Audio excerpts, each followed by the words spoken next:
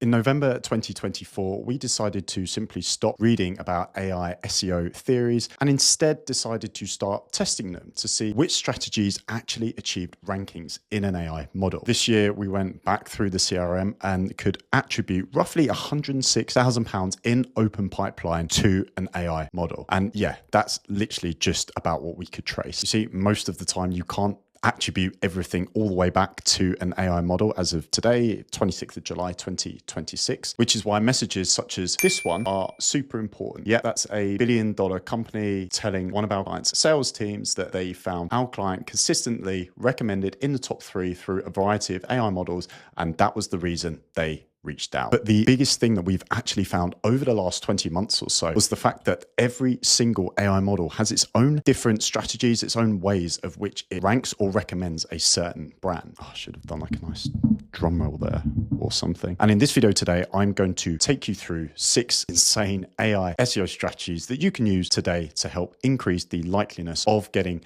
recommended by one of those AI models such as ChatGPT or Claude. And look, if we've not met before, my name's Ben Alfrey. I'm the co-founder of Session Media. We're a B2B performance marketing agency. If you're considering AI as a revenue channel for your business this year and you work in B2B, then navigate to the Session Media site, jump onto our AI SEO agency page and quite simply book a strategy call with me. I think that's enough of the intro. Let's jump into the video. So 6 insane AI SEO strategies. I hope you think they're insane. I think they're pretty insane, and they're strategies that we've been using for the best part of 18 months now. So the first one is creating a competitor pricing page. So let's jump right in with an example. So I've searched best HR software for SME, and the output the Claude's given me is Breathe, Charlie HR, Bamboo, Cezanne, Personio. Now we do have skin in this game because Cezanne HR are one of our clients. But I think what's really important is I take you through the thought process, the logic that Claude goes through to get to this output, because it might bring 1 or 2 surprises.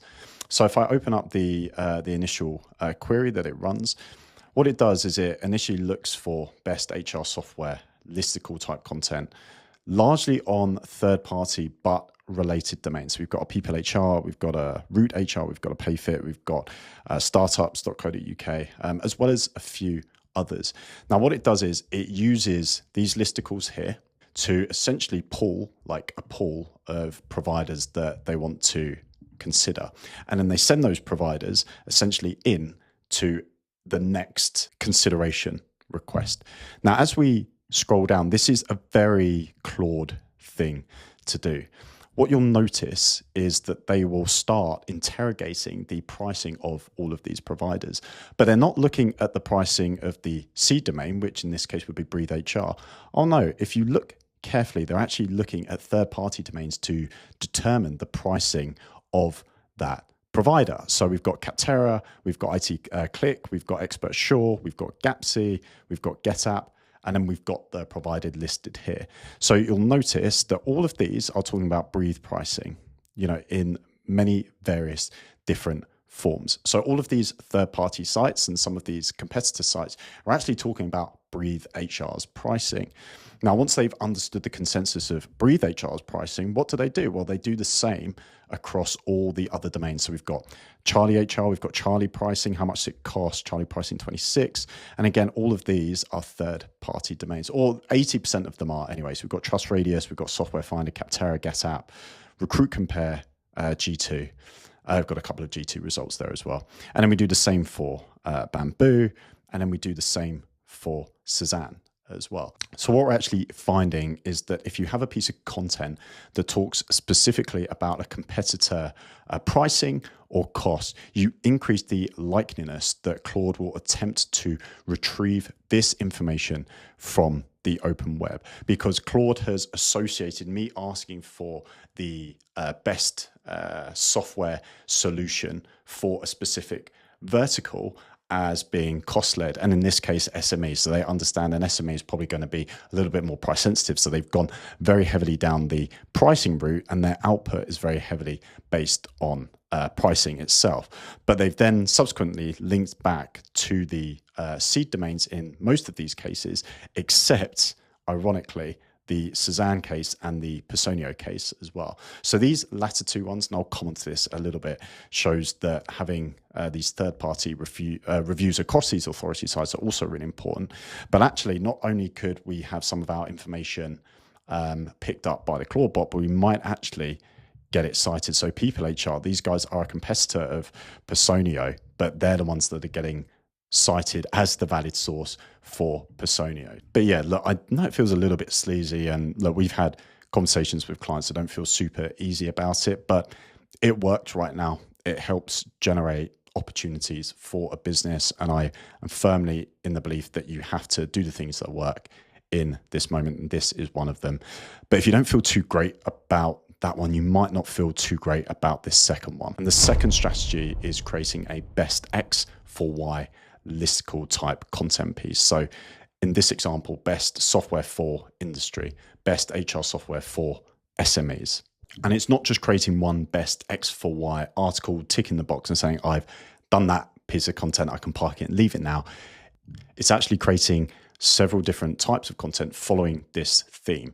So in this case, it might be best HR software for manufacturing, best HR software for agencies, best HR software for retail, alongside your Breathe HR pricing page, alongside your Personio pricing page, for example. And the reason for this is that both ChatGPT and Claude have been known to pull information from various pages on a single domain. So they are not exclusively just looking at one page on your domain. It's very likely if you have related pages to the seed prompt that a user has put in, that those additional pages will get picked up as well.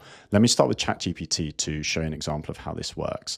So I've put in best HR software for SME. I've got my recommended outputs listed here. Now, if I come into the sources to understand how they found those outputs and gave me the recommendation, we can see all of these sources on the right-hand side pretty much follow the best X for Y. So best human resources HR software for small business, best HR software. If I scroll further down, best HR software for small business reviewed, guide to best HR software for small business. It pretty much follows the same sort of templated title matching my specific prompt. And on top of that, if I scroll all the way down, you'll notice that a handful of these have been repeated more than once. So UK smallbusiness.co.uk, we've got the best HR software for small business in 2026 and top 5 HR software solutions for small business. So these two are more or less identical. Now, again, word of warning, if you care about your SEO visibility, there is a risk that this could be content cannibalization, which means that Google may not rank both of them if you care about your SEO rankings. And of course, if you do adopt this more programmatic approach, do speak to an expert, because if you do this to the scale of 1,000 or tens of thousands of pages, you might be fully kicked out from the index via a Google penalty or something. So do tread cautious when adopting this. If you're doing it on a super small scale, you should be fine, but I'd still press ahead with a small word of warning. We've also got startups.co.uk. So we've got the best HR software UK 2026 pricing and features. And if I scroll back up, we've also got a very similar article, best HR software 2026 pricing and features compared. So is this great for more traditional SEO? Absolutely not. But does it give you a greater opportunity to get more of your content cited? Yes, absolutely. If I jump into Claude and I run a slightly different prompt, so the best HR software for a 52-person finance business, a little bit more specific. So I've given essentially the firmographic information, so the company site and the vertical. And again, I'm just going to open up how it came to recommend the options that it has done at the bottom. So down here, again, we've got the best HR software type listicles. And you'll notice actually that some of these are quite similar to the last Claude prompt and also the chat GPT sources list as well. So we've got startups.co.uk, that's been featured in both. We've got people managing people. We've got London Loves Business, which I know a lot of the AI models really, really like that domain at the moment. Now, if I scroll down again, it goes to that additional qualifier around price. You'll notice here at the bottom, we've got expertsure.com. This was another one that was also featured in chat GPT. But in Claude, we've actually got several mentions. So we've got best HR software for small business UK. We've got Breathe HR review pricing, Sage HR review pricing features. We've got HR software cost 2026. See if we can find any others. So essentially in the 22-ish results that we've got one domain that's been cited across 4 different pages. So again, exclusively from an AI search perspective, the more articles that you put into the open web that are closely related to the seed prompt at the start, essentially is going to increase the likeliness that a model is going to use you as a trusted source and pull your information to create the recommendation down at the end. So by having even just 4 different pages featured, that's 18% of the total pool of citations for this Claude output, which is far greater than any of the other domains. So this does mean that surface area does count in this instance. But as I said, word of warning, because this could take a real kick to your SEO rankings. Part 3 looks more at structure. So you need to ensure that you structure content that makes it easy for the AI model to retrieve the relevant information. This one's a lot more straightforward. I've always found that putting the answer to the prompt as close to the start of the article as possible increases the likeliness that the model will ultimately cite your content. So I've given a small breakdown here. So really we want the headline at the start that matches the query. We want to have the author. We also want to have a published date or an updated date that is very, very recent. And that's because the AI will only typically go to the open web when they need to provide a response to a query that is quite timely, and a lot of the time they want to provide something that is up to date. So having just the updated published date, whatever, as close to today's date as possible will be another sort of tick in the box for them as well. Then typically having like a 1 sentence, 1 very short paragraph answer to the query.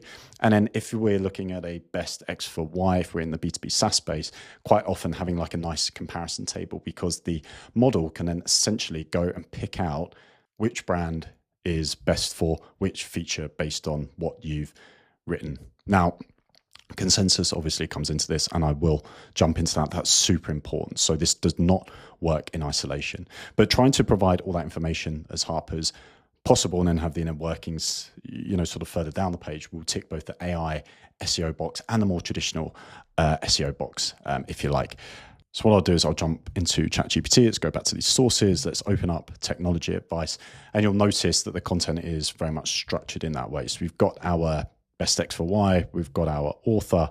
The published date at the time of recording this video is the 26th of July. So this is just under a month out of date. I mean, even this is quite, you could argue, is a little bit old from an AI model perspective. They've actually given an explanation as to how they evaluated the models. And then they've given a short table up at the top here. Let's go into startups.co.uk. This one's even older. We've got the author, we've got the 5 best HR software systems, we've got some recommendations up at the top here. We've got nice key takeaways that explain which HR software provider is best based on your requirements. Let's jump into another site here, which is People Managing People. The 10 best HR software for small business, review 2026. It gives a small breakdown on what HR software is. I don't really think that's super necessary, but it's worked for them. Last updated July 24, so it's only a couple of days out of date. And then they've given their best up at the top here. So really, if I'm looking for the best solution as an AI model, I can go to all these, these 22 different sources. I can have a look at their top 10. And then if I'm finding that, say, the top 3 and top 5 are saying the same sort of providers, that then subsequently helps me create consensus and leads to me recommending those top providers. And I think that leads us really nicely into number 4, which is trying to engineer that consensus yourself. So really trying to ensure that not only are you putting those best X for Y content pieces on your own domain, but actually ensuring that you're getting those same articles listed on these third-party websites. Because I think one area where people get too hung up on, and they maybe even slip up on a little bit, is that they will look at the source that comes alongside the recommendation and just assume that we just need to get featured in that source. But actually how the models work is they will look at a variety of different sources. So back in this example here, we've looked at 7, 9, 16, 26, 35, 44.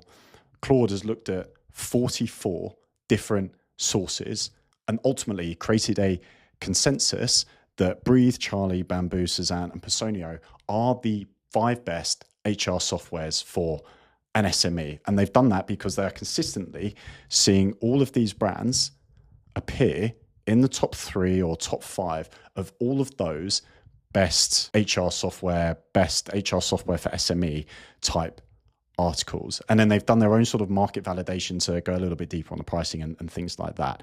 So actually what you need to do is try and get your brand featured as a, ideally top 1, but really top 3, top 5 recommendation across all of those different sources, so that now the AI model understands that you are the best provider for that solution. So again, just to repeat, it's not just getting featured in these places here, okay? It's getting featured in the 45 other places that exist all the way up here that create that consensus that ultimately leads to the output. And from what I understand, as of today in July 2026, the source link that attaches to the recommendation quite often can be a little bit random. And I tested this at the start of the year with Session Media, where I placed Session Media as a recommended B2B SEO agency across 100 different domains. The output that sat alongside it was totally random. There was no tie to DR.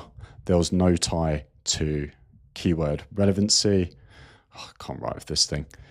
There was no tie to anything really. And that source URL just looked a bit random. And quite often it's easy to get hung up on just wanting to get featured on that source URL. But actually you need to put the footprint in the ecosystem to say you are the best in your category, and creating that consensus is what will drive that recommendation. I think that's super important. Number 5 is authority review platforms. And without repeating myself, I've noted that, the 2 Suzanne sources here, G2 and Capterra, ultimately, when the AI is attempting to create that consensus, they want to ensure that they can trust the information.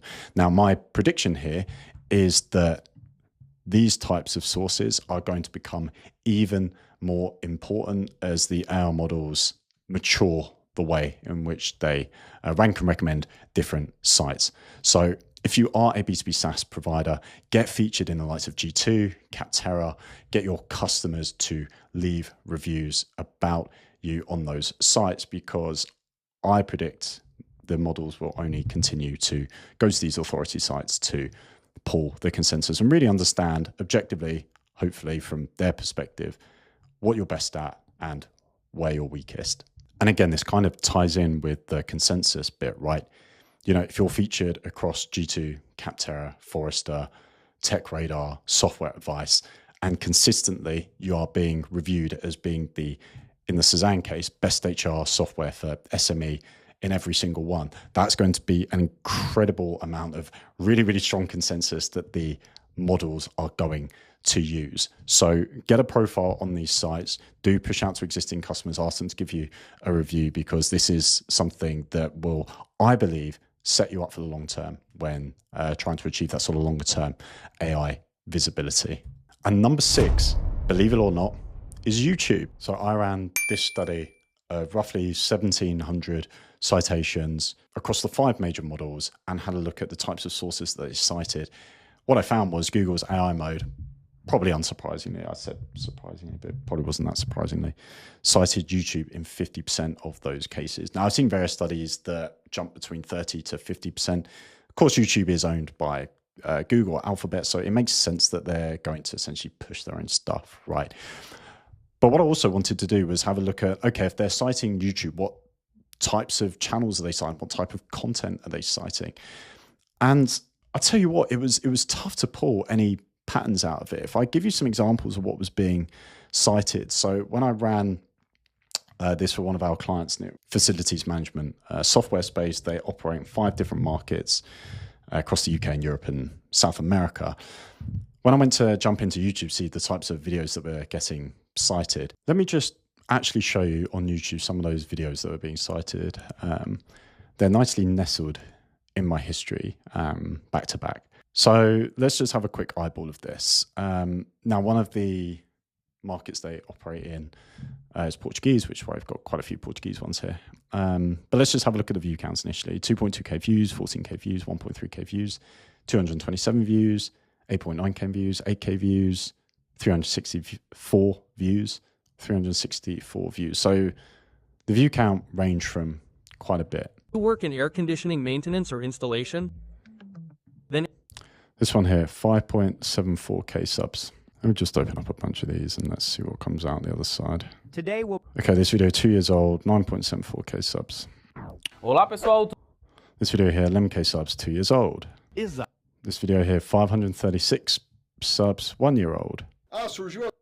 This one, 60K subs, 1.3K views, and 1 year old.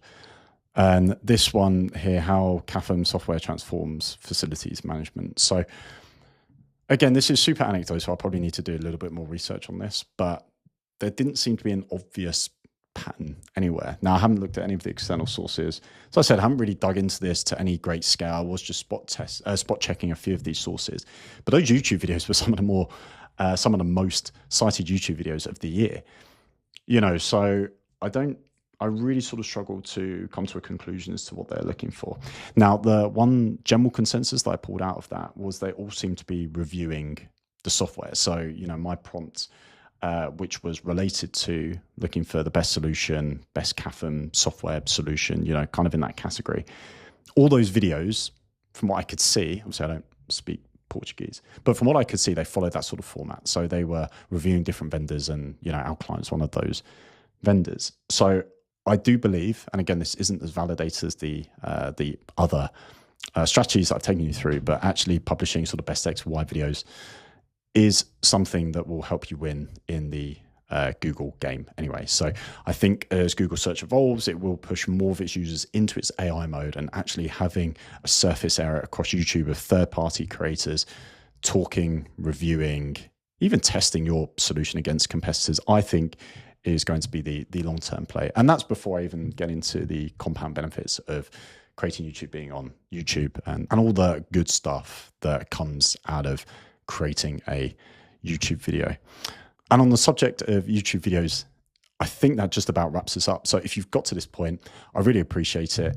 If you could give us a like and a subscribe on the channel, and even drop a comment. Let me know some of the strategies that you've been trying and testing, what's worked, what hasn't. I would absolutely love to hear those. If you want an AI visibility audit, I'm running a load of them for the next 7 days or so. So jump onto the AI SEO page on the Session Media website, book a strategy call in with me, and we can figure out why maybe some of your competitors are bizarrely ranking above you in AI search. But hopefully that gives you enough food for thought. And until then, I'll see you on the next video.